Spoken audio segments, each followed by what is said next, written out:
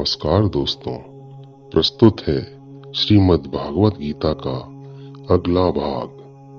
रूपं महत्ते बहुवक्त्र नेत्रं महाबाहो बहुबाहुरुपादं बहुदरं बहुदंष्ट्राकरालं दृष्ट्वा लोकाः प्रव्यथितास्तथाहम्। बड़े प्यारे लगते हैं अपने बाल रूप में कृष्ण, या जब वो गोपियों के साथ रास करते हैं। लेकिन वो सच्चाई नहीं है। सच्चाई है उनका ये विराट रूप। और इस रूप की खासियत ये है कि ये विराट तो है, उससे भी ज्यादा विकराल है।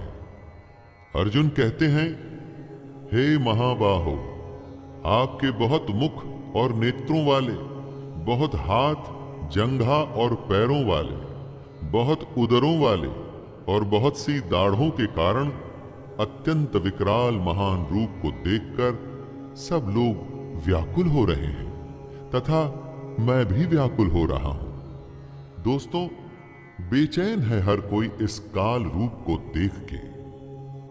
नभः स्पृशं दीप्तमनेकवर्णं व्यात्ताननं दीप्तविशालनेत्रं दृष्ट्वा हि त्वां प्रव्यथितान्तरात्मा धृतिं न विन्दामि शमं च विष्णु। कृष्ण के विराट रूप में मुख ऐसा है कि धरती से शुरू हो आकाश तक जा रहा है। मुख से एक ज्योति निकल रही है। दोस्तों, सब कुछ इल्यूमिनेटेड है। प्रकाश से भरे नेत्र हर तरफ देख रहे हैं। ऐसा कहते हैं कि भगवान की एक झलक पाते ही मन में शांति आ जाती है। लेकिन यहां ऐसा नहीं हो रहा है। कृष्ण को देख अर्जुन भयभीत हो रहा है और उसका अंतःकरण धीरज और शांति को खो रहा है। कृष्ण में सारे काल, सारे लोक समाये हैं। दोस्तों, ये बातें बोलने में तो शब्द हैं, लेकिन यथार्थ में ये सब अति भयंकर होता है। दंष्ट्राकरालानि च ते मुखानि दृष्टैव कालानलसन्निभानि दिशो न जाने न लभे च शर्मा प्रसीद देवेश जगन्निवास। भयंकर और विकराल रूप चारों तरफ फैला हुआ है। हर तरफ ही मुख है, हर तरफ ही भुजाएं हैं। इस वजह से अर्जुन को कुछ समझ नहीं आ रहा है।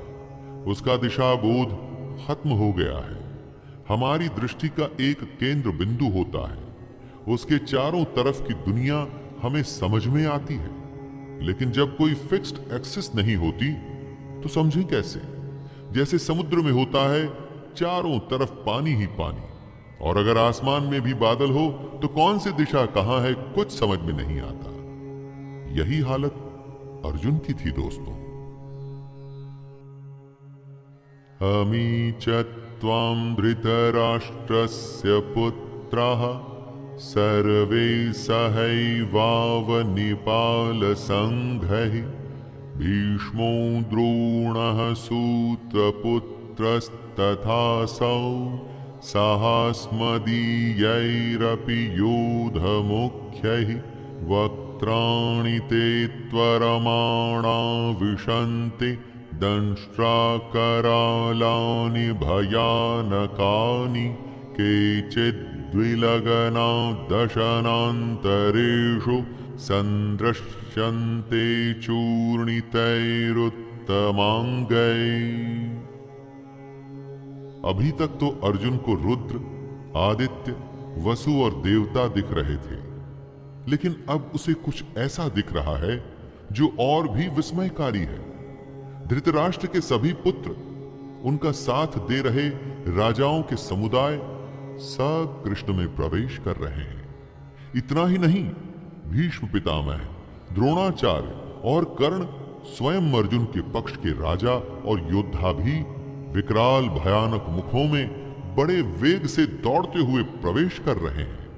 मुख में जाते हुए वो चकनाचूर हो गए हैं। कई एक चूर्ण हुए सिरों सहित कृष्ण के दांतों के बीच में लगे हुए दिख रहे हैं। दृश्य ऐसा है कि सोच के रोंगटे खड़े हो जाते हैं। अर्जुन तो स्वयं अपनी दिव्य दृष्टि से यह सब प्रत्यक्ष देख रहा था। ऐसा ही उसने चाहा था दोस्तों, और ऐसा ही कृष्ण ने उसे दिखाया।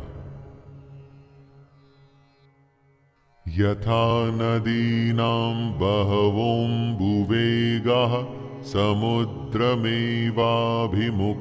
द्रवन्ति तथा तवामि नरलोकवीरा विशन्ति वक्त्राण्यभिविज्वलन्ति। नदियां कैसे दौड़ती हुई समुद्र में प्रवेश कर जाती हैं, जैसे वही उनकी नियति हो। और एक नहीं, अनेक नदियां समुद्र में प्रवेश करती हैं। ऐसे ही ये नरलोक के वीर जो महाभारत के महान धर्म युद्ध में भाग लेने आए हैं, ये सभी योद्धा कृष्ण के प्रज्वलित मुखों में प्रवेश कर रहे हैं। जीवन का यथार्थ क्रूर रूप से अर्जुन और हमारे सामने पेश हो रहा है। यही तो कृष्ण ने कहा भी था कि एक दिन सब उनको ही प्राप्त हो जाते हैं। योद्धा जब अपना कर्म करते हुए लड़ते हैं, वीर गति को प्राप्त होते हैं, तो वो भी कृष्ण को ही प्राप्त होते हैं। और ऐसा ही यहां भी हो रहा है। यथा प्रदीप्तं ज्वलनं पतंग अविशन्ति नाशाय समृद्धवेगाः तथैव नाशाय विशन्ति लोकास्तवापि वक्त्राणि समृद्धवेगाः। ज्योति को देख पतंगा कैसे उड़ता हुआ आता है और नष्ट हो जाता है, ऐसा सदियों से, शायद प्रकृति की शुरुआत से हो रहा है। दोस्तों, ये मोह कैसा होता है जो पतंगे को ज्योति की तरफ खींच के ले आता है? साइंस के पास इसका जवाब अवश्य होगा, लेकिन कृष्ण ने बताया कि हर किसी का स्वभाव उनके संकल्प से होता है। अर्जुन ये देख रहा है कि पतंगों की ही तरह सब इन जलते हुए मुखों में दौड़ते हुए प्रवेश कर रहे हैं। यही तो इन योद्धाओं की भी नियति है, इनका अंत है। लेलिह्यसे ग्रसमानः समन्ताल लोकान् समग्रान् वदनैर्ज्वलब्धिः तेजोभिरापूर्य जगत् समग्रं भासस्तवोग्रः प्रतपन्ति विष्णु।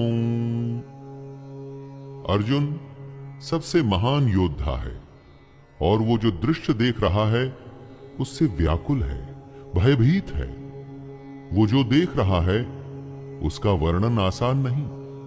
अर्जुन कहता है, आप उन संपूर्ण लोकों को प्रज्वलित मुखों द्वारा ग्रास करते हुए सब ओर से बार बार चाट रहे हैं। हे विष्णु, आपका उग्र प्रकाश संपूर्ण जगत को तेज द्वारा परिपूर्ण करके तपा रहा है। कृष्ण के अनगिनत मुखों से निकलती अग्नि से सब कुछ तप चुका है।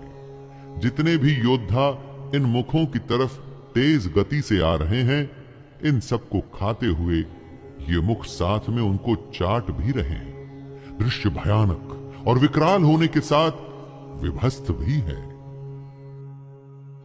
आख्याहि मे को भवानुग्र रूपो नमोस्तु ते देववर प्रसीद विज्ञातुमिच्छामि भवन्तमाद्यं नहि प्रजानामि तव प्रवृत्तिम्। व्याकुल और परेशान हो अर्जुन आखिर पूछ ही बैठता है, प्रभु मुझे बतलाइए कि आप उग्र रूप वाले कौन हैं? हे देवों में श्रेष्ठ, आपको नमस्कार हो। आप प्रसन्न होइए। आदि पुरुष आपको मैं विशेष रूप से जानना चाहता हूं, क्योंकि मैं आपकी प्रवृत्ति को नहीं जानता।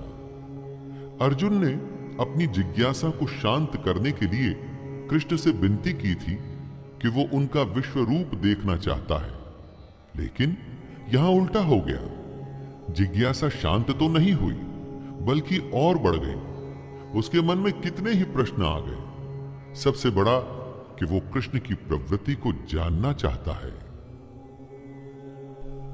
कालोस्मि लोकक्षयकृत प्रवृद्धो लोकान् समाहर्तुमिह प्रवृत्तः ऋतेऽपि त्वां न भविष्यन्ति सर्वे येव स्थिताः प्रत्यनीकेषु योधाः। श्री भगवान अर्जुन को उत्तर देते हुए बताते हैं कि वे लोकों का नाश करने वाले महाकाल हैं और इस समय इन लोकों को नष्ट करने के लिए ही प्रवृत्त हुए हैं। कृष्ण समझाते हुए कहते हैं कि जो प्रतिपक्षियों की सेना में स्थित योद्धा लोग हैं, वे सब तेरे बिना भी नहीं रहेंगे, अर्थात तेरे युद्ध न करने पर भी इन सब का नाश हो जाएगा। इसी बात से कृष्ण का ज्ञान शुरू हुआ था कि अर्जुन जिनके लिए शोक करता है, ऐसा नहीं कि उनके युद्ध ना करने से वो बच जाएंगे। अगर उनका मरना युद्ध की नियति है तो उसे कोई बदल नहीं सकता। और दोस्तों, ऐसा यहां हो भी रहा है। तस्मात्त्वमुत्तिष्ठ यशो लभस्व जित्वा शत्रुन् भुङ्क्ष्व राज्यं समृद्धम् मयैवैते निहताः पूर्वमेव निमित्तमात्रं भव सव्यसाचिन्। कृष्ण अर्जुन को उठने के लिए कहते हैं। वो उसे सलाह देते हैं कि युद्ध करके यश को प्राप्त कर, युद्ध करके शत्रुओं को जीतकर धन धान्य से संपन्न राज को भोग, क्योंकि ये सब शूरवीर पहले ही से कृष्ण के द्वारा मारे हुए हैं। कृष्ण अर्जुन को हे सव्यसाचिन कहकर के उद्बोध करते हैं। दोस्तों, अर्जुन क्योंकि बाएं हाथ से भी बाण चला लेते थे, इसलिए उनका नाम सव्यसाची भी हुआ था। उन्होंने अर्जुन से कहा, हे सव्यसाचिन, तू तो केवल निमित्त मात्र बन जा।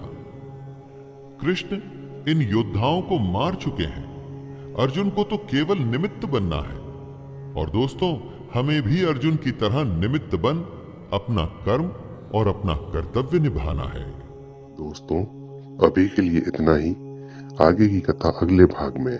और दोस्तों, अगर आपको मेरा यह छोटा सा प्रयास पसंद आ रहा हो तो कृपया चैनल को सब्सक्राइब करें, वीडियो को लाइक करें और ज्यादा से ज्यादा शेयर करें। धन्यवाद। जय श्री कृष्ण।